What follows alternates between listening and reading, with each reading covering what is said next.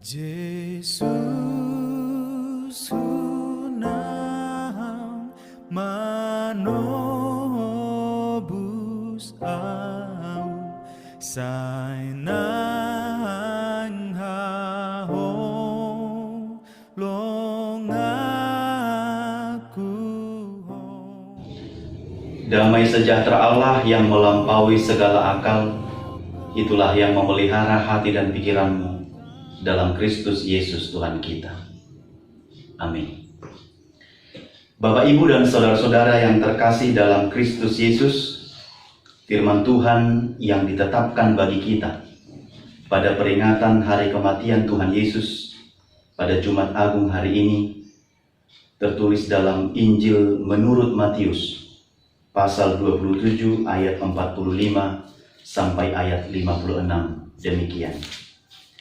Mulai dari jam 12 kegelapan meliputi seluruh daerah itu sampai jam 3. Kira-kira jam 3 berserulah Yesus dengan suara nyaring, "Eli, Eli, lama sabachthani?"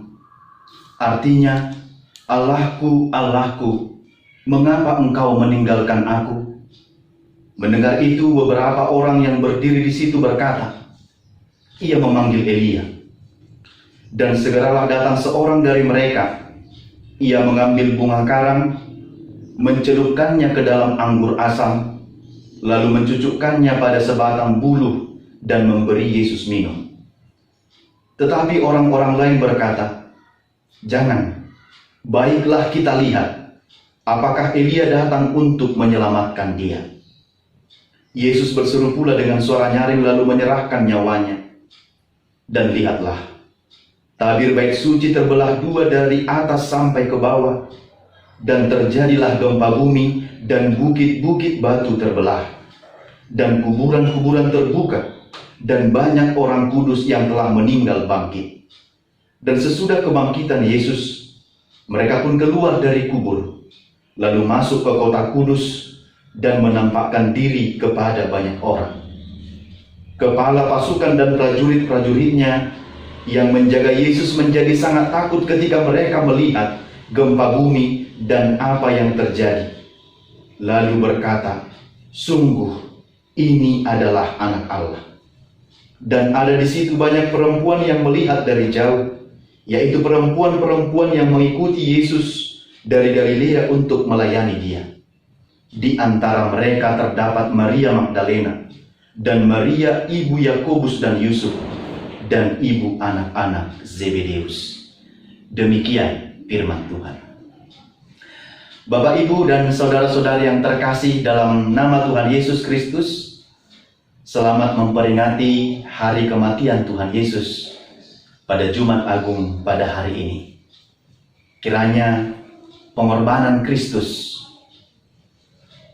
dapat kita hidupi dan kita imani di dalam hidup keberimanan kita.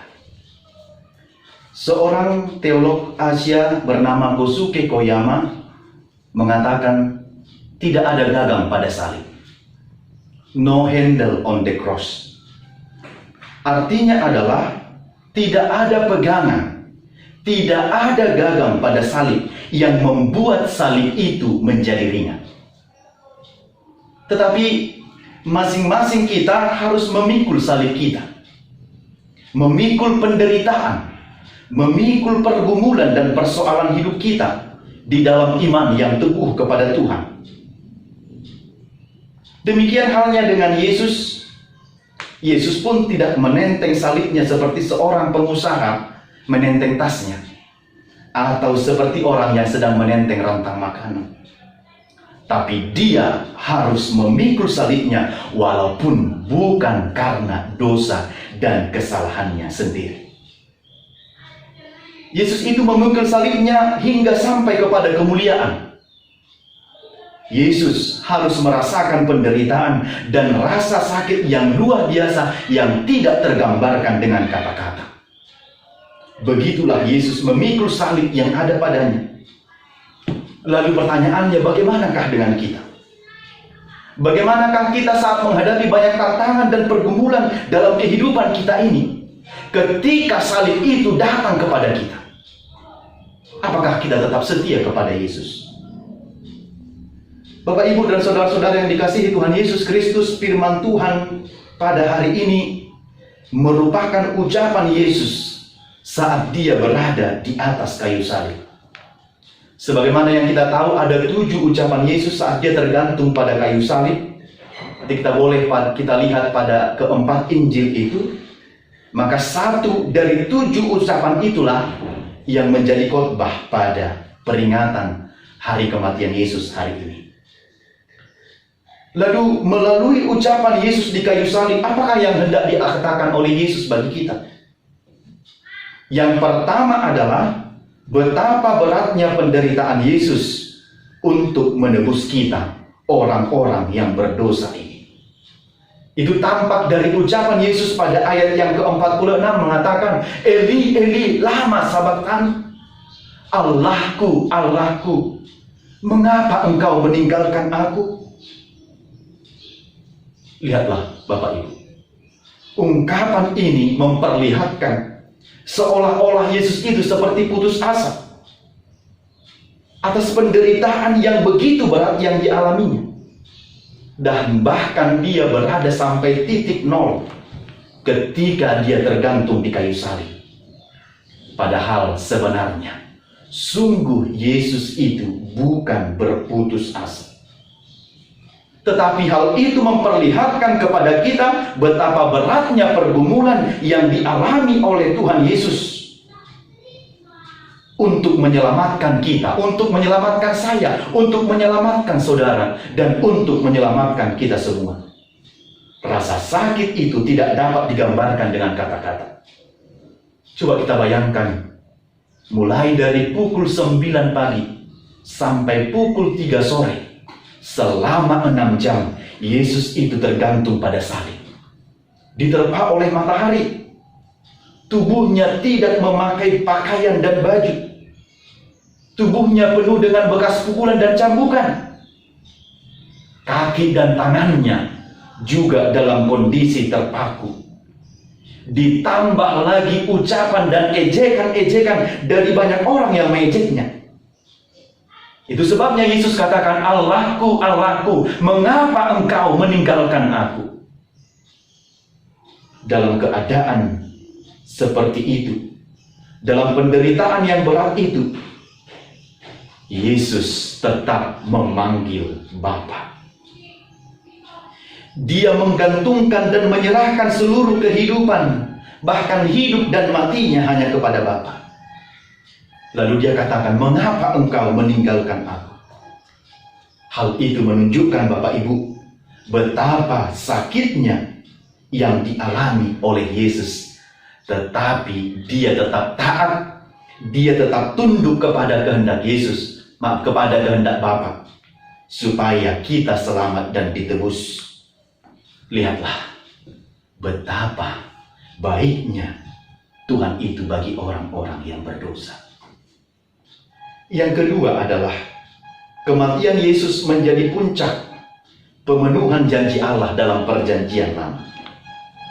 Apa yang dinubuatkan dalam perjanjian lama itu digenapi dalam diri Yesus. Pemazmur pun sebelumnya telah membicarakan mengenai serdadu yang akan membagi-bagikan pakaiannya dan akan membuang undi atas jubahnya. Lalu mereka akan memberikan anggur dicampur dengan empedu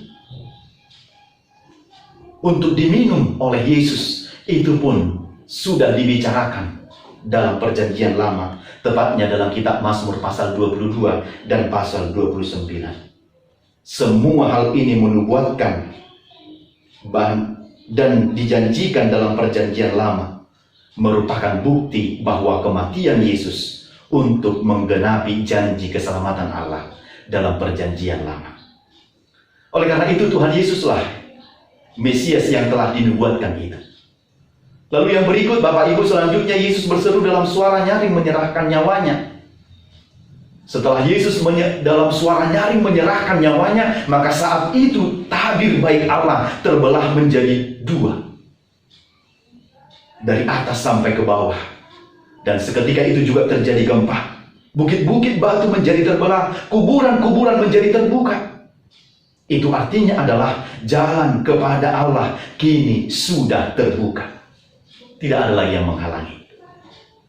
Yesus sendirilah yang menjadi imam besar bagi kita, perantara antara kita kepada Allah. Yang ketiga, Bapak Ibu, kesaksian yang benar dari seorang prajurit yang menjaga Yesus ketika itu mengatakan, sungguh ia ini adalah anak Allah.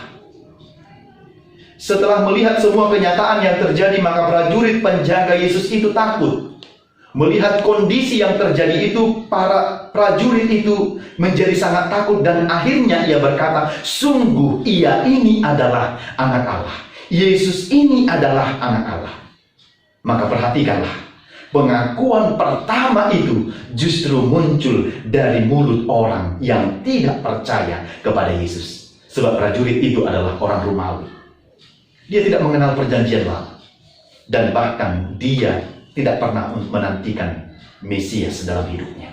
Tapi akhirnya dia pun bisa mengaku, orang yang tidak percaya itu pun mengaku, Yesus sungguh anak Allah.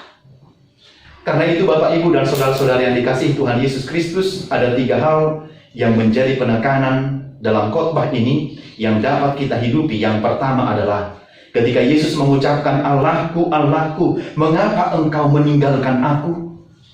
Dalam kondisi kita yang kita hadapi di tengah pandemi COVID-19 saat ini, ungkapan Yesus ini juga sepertinya mewakili isi hati kita. Dalam ungkapan yang sama, kita mengatakan, Allahku, Allahku, mengapa engkau meninggalkanku? Mengapa engkau meninggalkan kami umatmu? Mengapa engkau membiarkan pandemi COVID-19 ini begitu lama berlalu? Mengapa engkau membiarkan begitu banyak korban? Bahkan para hambamu, umatmu, jemaatmu. Mengapa engkau membiarkan dunia yang engkau cipta ini sakit dan menderita? Mengapa engkau membiarkan pada hari yang penting ini bagi umatmu untuk tidak dapat bersekutu di rumahmu? Lalu mengapa engkau membiarkan gerejamu, rumahmu kosong tak berpenghuni di hari peringatan kematianmu ini? Mengapa engkau meninggalkan kami? Mengapa? Mengapa? Mengapa? Dan mengapa? Padahal sebenarnya Yesus itu tidak pernah meninggalkan dan membiarkan kita. Justru saya mau mengatakan kondisi sekarang ini justru sangat tepat bagi kita untuk merenungkan dan merasakan makna penderitaan Yesus. Kondisi ini mengajarkan saya dan kita semua mengenai makna penderitaan di dalam Yesus. Justru kondisi ini mengajarkan bagi saya dan bagi kita semua apakah arti sebuah pengorbanan. Hal ini juga yang akan menjadi pengalaman rohani kita bersama Bapak Ibu.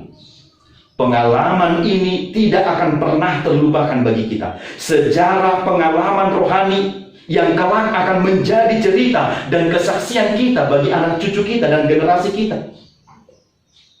Bahwa kita pernah mengalami kondisi yang sangat sulit ini.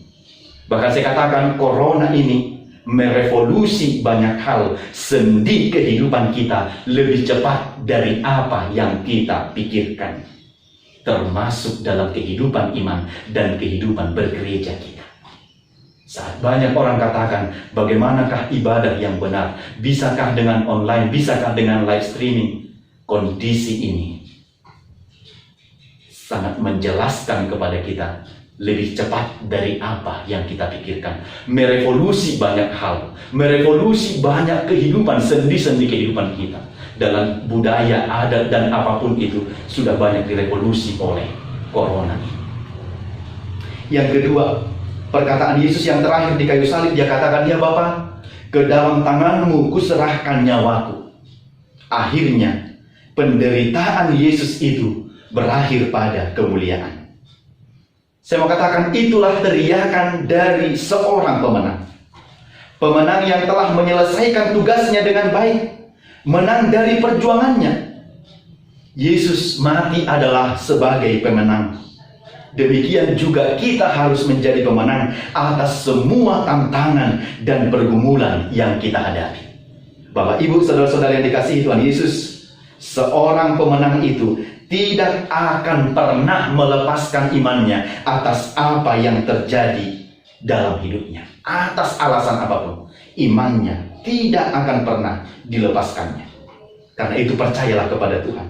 Sekalipun mengalami penderitaan, penderitaan bagi orang percaya pasti berakhir kepada kemuliaan. Yang ketiga dan terakhir, imani dan percayailah bahwa Yesus itu sungguh anak Allah. Maka ia pasti, orang-orang yang percaya kepada Yesus dan mengaku bahwa Yesus sungguh anak Allah, maka ia akan mengandalkan Yesus dalam hidupnya. Maka dia akan meninggalkan segala dosa dan kejahatannya.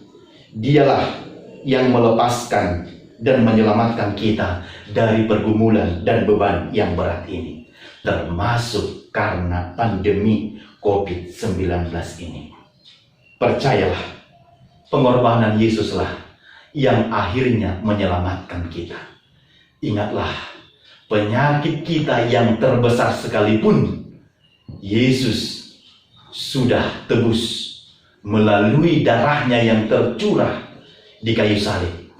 Bahkan dia turun dalam kemuliaannya sampai kepada dunia ini, supaya kita beroleh penebusan dan kuasa penyelamatannya. Pun dengan virus corona ini, pada waktunya juga akan berakhir seturut dengan waktu Tuhan. Maka oleh karena itu, percayalah, sejatinya pengorbanan Yesus akan menyelamatkan kita. Akhirnya kita akan katakan, terpujilah Dia, kini, sekarang, kekal, dan sampai selama-lamanya. Selamat memperingati hari kematian Tuhan Yesus. Tuhan memberkati kita. Amin. Kita berdoa. Bapa di sorga, kami bersyukur dan berterima kasih atas segala kebaikan dan anugerah terbesar yang kami terima dalam kehidupan kami. Sehingga pada hari ini, pada hari peringatan kematian anak-Mu Tuhan Yesus Kristus, kami dapat bersekutu, walaupun bersama-sama diam di rumah kami masing-masing.